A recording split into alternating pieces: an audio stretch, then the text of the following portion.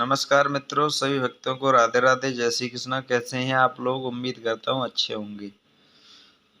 और आज हम आए हैं, हमारा मन था कि आप लोगों से बात की जाए।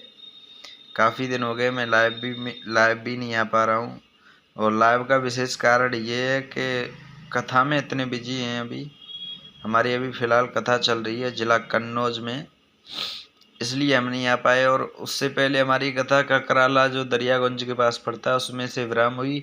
और कासगंज ज़िला में पड़ता है वो दरियागंज।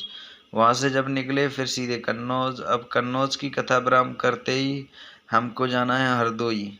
हरदोई से बैक होंगे घर के लिए। उसके बाद लाइव का टेलीकास्ट आप तक पहुँचाएंगे। लेकिन फिर भी आज मैं थोड़ा सा लाइव आया था दोपहर में, मतलब सुबह के ही टाइम में आया था लाइव। और जैसा कि सभी भाइयों के जो हमें चाहते हैं, प्यार करते हैं, और भक्तों के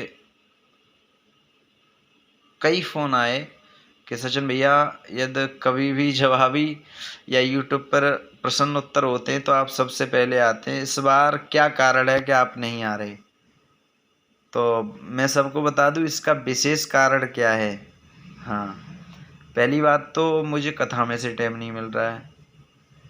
और दूसरी बात है गुरुजी का और हमारे बड़े भैया का आदेश नहीं है। समझ चुके होंगे बड़े भैया कौन है और गुरुजी कौन है। खैर, मैं नाम तो ज़्यादातर नहीं लेता हूँ लेकिन बता देता हूँ। श्रीमान परम पूजनीय गुरुदेव श्री गजेंद्र माधव जी, जो डिस्ट्रिक्ट एटा में रहते हैं, तो उनका डिक्लियर मना है कि सचिन बेटा कथा कह रहे हो, कथा का वाचन करें, आप नहीं आएंगे। और बड़े भैया मनीष शास्त्री जी जो गांव सैलार के रहने वाले हैं, वो भी डिस्ट्रिक्ट एटा में बिलोंग करते हैं फिलहाल। तो उनका भी आदेश नहीं है मेरे लिए। और मेरे लिए तो मेरे परिवार की तरफ से आदेश नहीं है। बस यही आदेश है कथा का वाचन करें और कथा करो। तो मैं इसीलिए नहीं आता हूँ, बात ये है। नहीं, सचिन का ये टारगेट रहा था। और आप लोगों का प्यार, और आप लोगों को ये भी पता होगा कि जब मैं आता था तो कोई व्यक्ति यूट्यूब पर कैसी भी क्लिप लेके आता है या तो कोई भी हमारे शास्त्री भाई आते हैं तो मैं ज़रूर आता था। क्यों कि कहते हैं ना, एक जुनून जो होता है, तो मैंने जुनून रखा था। कब तक रखा? जब तक सीमित रहा। सीमित होने के बाद अब मैं कोई जुनून नहीं रखूँगा। सिर्फ मुझे ये पता है कि हमें कथा का वाचन करना है। और सीधी बात, हम तो ये जानते हैं तुम ही लोग तो बढ़ाते हो, तुम ही लोग गिराते हो। ये भी मुझे पता है, तुम ही लोग गिराते हो, तुम ही लोग बढ़ाते हो। लेकिन ऐसी स्थिति मत बनाओ अपनी कि कल को तुम ही लोग शास्त्री लोगों को गाली दो। क्योंकि शास्त्री लोग, सबकी बात नहीं कर रहा हूँ मैं, आज भी हमारे बहुत कथावाचक ऐसे हैं जिनसे मेरे संपर्क भी हैं और अच्छी तरह हम मिलते भी हैं उनसे, वो सम्मान भी देते हैं। और हमारे घर पे भी कई लोग आए हैं, उनका भी मैं प्यार से, हृदय से सम्मान करता हूँ। लेकिन कुछ ऐसे लोग हैं जो अपने आप को व्यास तगड़ा समझते हैं कि हमें बड़ा। देखो, बड़ा कोई नहीं है दुनिया में। जिस व्यक्ति ने खुद को नहीं समझ पाया, वो बड़ा छोटा क्या समझ सकता है। पहले खुद को समझना चाहिए कि मैं क्या हूँ और मेरी लाइफ क्या है और मैं क्या कर सकता हूँ। पहले खुद को समझना जरूरी है।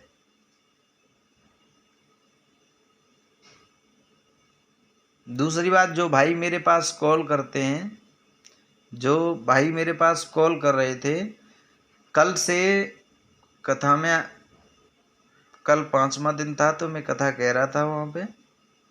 जब मंच से उतर के मैं कमरे पे आया तो मैंने देखा फ़ोन पे कम से कम हमारे कुछ ना तो 25-30 कॉल थी। उसका डाटा भी मैं अभी तुम्हें दिखा देता हूँ।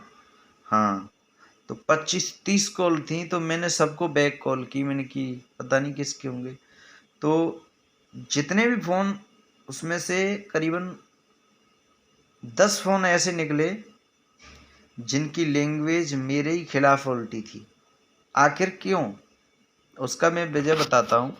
उन लोगों ने मुझसे ये कहा कि शास्त्री जी, जब कोई जवाबी या यूट्यूब पर कोई विवाद होता है तो आप सबसे पहले आते हो, अब क्यों नहीं आ रहे हो, ये बता दीजिए।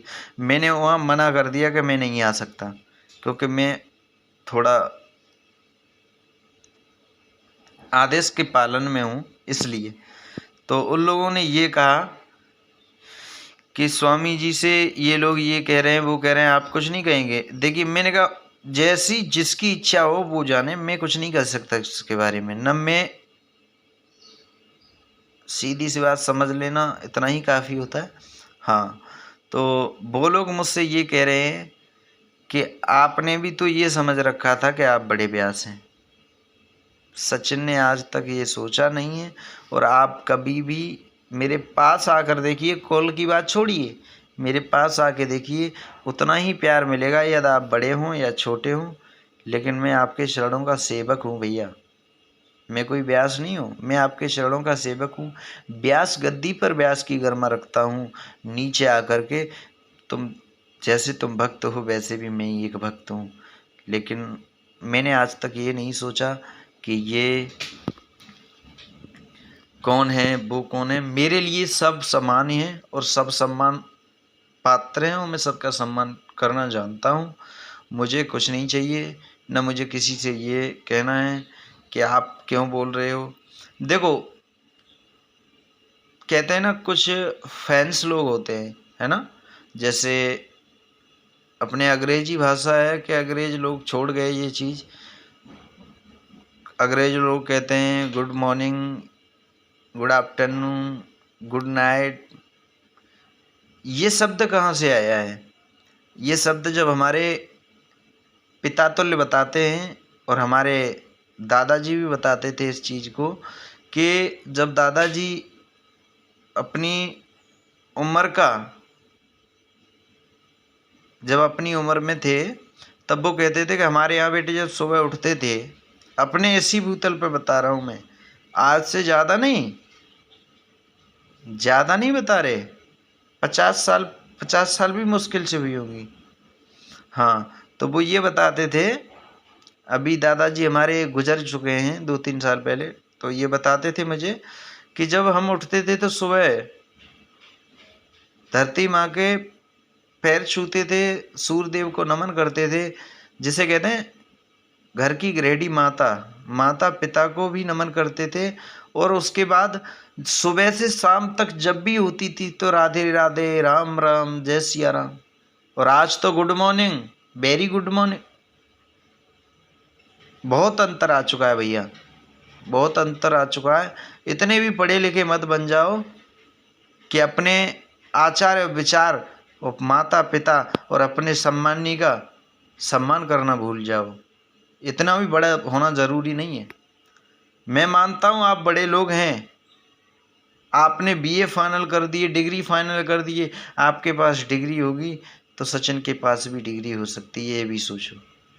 लेकिन मैं सबसे हाथ जोड़कर यही विनती करता हूँ, जितने भी हमारे भक्त हैं, जितने भी हमारे भाई हैं, जितने भी हमारी माताएं हैं, लेकिन एक इस भारत की भूमि, इस धरातल भूतल पर एक सम्मान बचाए रखो कि अपने से बड़े का कभी अपमान करना मत सीखना। छोटे से यह गलती हो जाती है, या तो छोटे व्यक्ति से गलती हो जाती है, या कोई शिष्य हो, या कोई बेटा हो अपना, या कोई बेटी हो, या कोई अन्य व्यक्ति हो, उससे गलती हो जाती है, और गलती करने वाला छोटा हो और जिसने दंड दिया वो बड़ा हो। तो बड़े व्यक्ति को ये सोच लेना चाहिए कि मैंने इसका अपमान किया है, लेकिन छोटे व्यक्ति को ये सोचना चाहिए कहीं ना कहीं मेरी कमी होगी जब बड़े भैया ने मुझे डांटा है, कहीं ना कहीं मेरी कमी होगी जब बड़े भाई ने मुझे डांटा है। और वही छोटा बड़े भाई के प्रति बंदूक कट्टा लेके खड़ा हो जाता है, तो बड़े को झुकना चाहिए। क्यों? कि ये समाज बदल गया है, ये कलयुग जब से आया है। कहते हैं ना, गुरु धन्वंतर और चले थे परीक्षित महाराज को जीवित करने के लिए, लेकिन वही तक्षक नाग एक छड़ी बन के लेट गया। लेकिन उनको क्या पता था कि ये जैसे ऊपर से टेढ़ी है वैसे तक्षक की नज़र टेढ़ी है। तक्षक ने पीछे से डस लिया और उन्होंने शिष्यों से ये कहा कि मेरे मांस को काट के सब लोग खा जाना तो 1400 चेला मेरी तरह विद्वान और मेरी तरह ज्ञानवानी हो जाओगे। लेकिन उन शिष्यों को ये लगा तक्षक ने आकर के मांस फेंकवा रहा है, लेकिन मांस कौन सा, जो गुरुजी की हड्डियों का है और गुरुजी के शरीर से एक एक कतरा कटा हुआ है, उस गुरु ने दान कर दिया अपने शिष्यों के लिए, क्योंकि मेरे शिष्य आगे बढ़ें। लेकिन उन शिष्यों ने एक तक्षक के कहने पर उस मांस को फेंक दिया। वो बंगाल में जब गया तो बंगाल की स्त्रियां, बंगाल के पुरुष आज जादूगर हैं। आप कहते हो बंगाल में जादू है, ये जादू दिया किसने है? तुम लोगों ने दिया है, बाहर के ने नहीं दिया। जब उस गुरु के हड्डियों के कतलों को फेंक दिया उन्होंने, उसके बाद कहते हैं ना, चिड़िया चुग गई खेत तो फिर रोवे ते का फायदा। उसके बाद कह रहे हैं कि गुरुजी एक उपाय और हो जाता, लेकिन वो अंतरी आत्मा बोल रही है गुरुदेव की, अरे मूर्खो, जिसने अपने गुरु का पालन नहीं किया वो क्या पालन करेगा? जो गुरु की आज्ञा का पालन नहीं कर सकता वो कुछ नहीं कर सकता। तो मैं आज वही कर रहा हूँ। गुरुजी का आदेश है, बड़े भैया का आदेश है, सचिन आप कथा कह रहे हैं, कथा कहिए। और मैं ये सच कहता हूँ, आज दिल की बात, सुबह का टाइम है, सूर्यदेव का भी आगमन हो चुका है। सबसे पहले सूर्यदेव को नमन करता हूँ। मेरा ये मानना है और गुरुजी का, भैया का आदेश है कि आप नहीं आएंगे, और मैं ये आज सबके सामने कहता हूँ कि सचिन दीवाना कथा का वाचन कर रहे हैं और कथा का वाचन ही करेंगे। और आप लोगों को जब जब जब मेरी ज़रूरत पड़े आप आदेश कर देना, आपका बेटा देरी नहीं लगाएगा।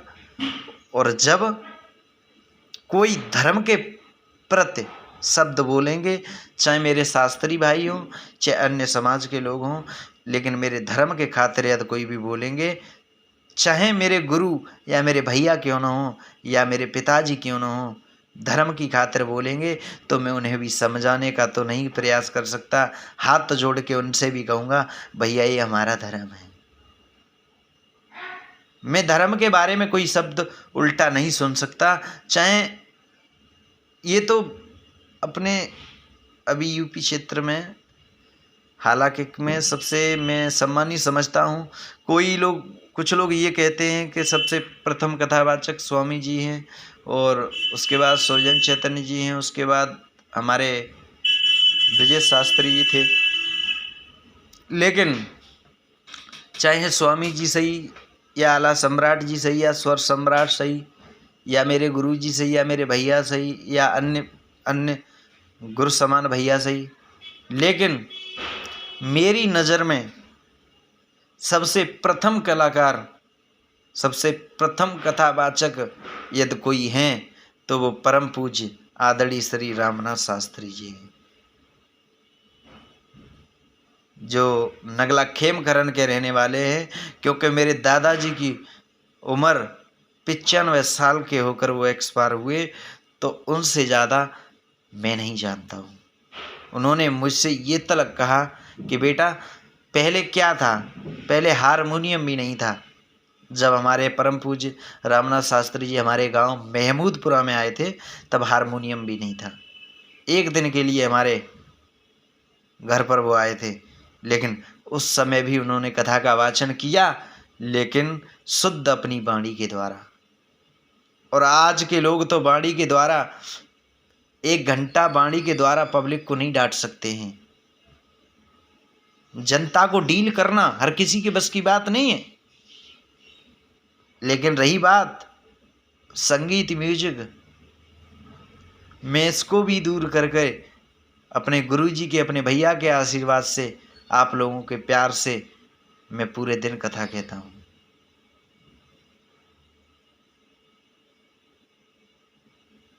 मैं भी अगले ही महीने बता रहा हूँ, अगले महीने में गया था।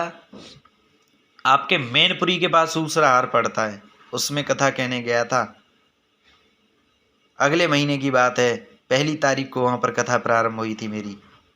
तो उस हार के थे, उनके घर पे कोई प्रॉब्लम आ गई, वो चले गए और चिमटा बजाते थे भैया। उनसे फिर फायदा क्या, वो क्या कर सकते थे, दूसरे कोई नाल वादक नहीं थे। फिर मैंने उनके प्रॉब्लम हुई, 3 बजे उनके घर पे कोई प्रॉब्लम हो गई, वो चले गए।